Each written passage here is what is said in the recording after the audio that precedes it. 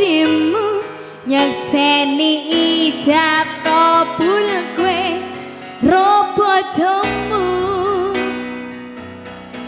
statusku biyen pacar saiki tamu undangan kelanganku aku oleh ijel pras manang ngancani tahun-tahunan jebule ijele bakso sepiring jeru ya Dik bakso sepiring kok 100.000 jebule ki jaga calone wong liya Dik ya lah iya orang santun blas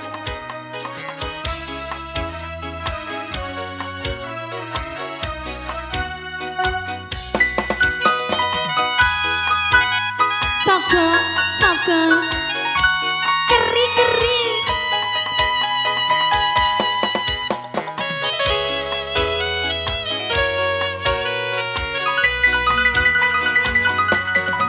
rasane bingung isera percaya kalau sasi wingi aku isih pacarmu coba saiki ana wong liya rada sedih pengen nangis tapi kok aku awali indah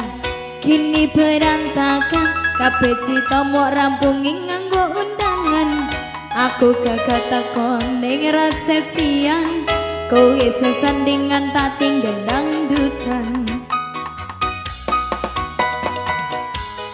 aku ngerti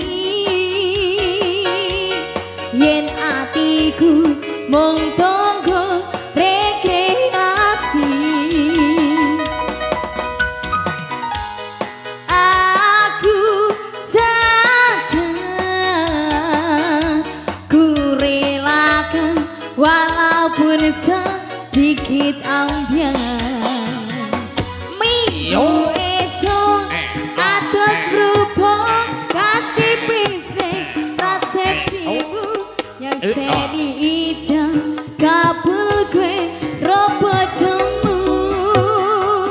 statusku biyen pacar saiki tamu undangan kelangan gue aku oleh ijel prasmanan romansa pasti masuk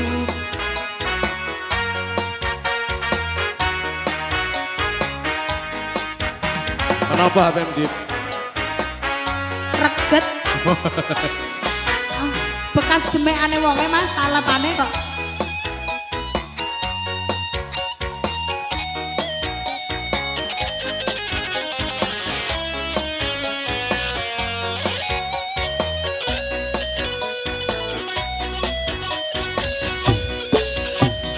yo sikat rumus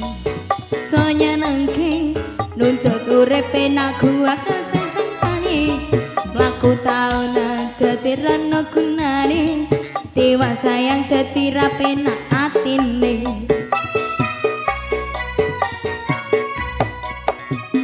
yo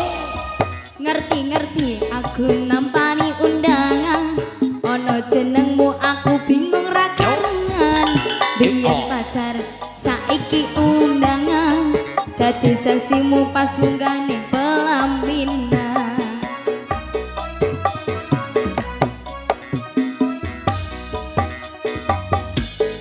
aku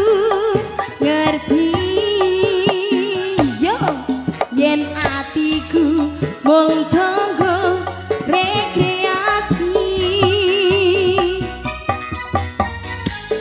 aku sadar ku relakan walaupun sedikit ambian yo alasanku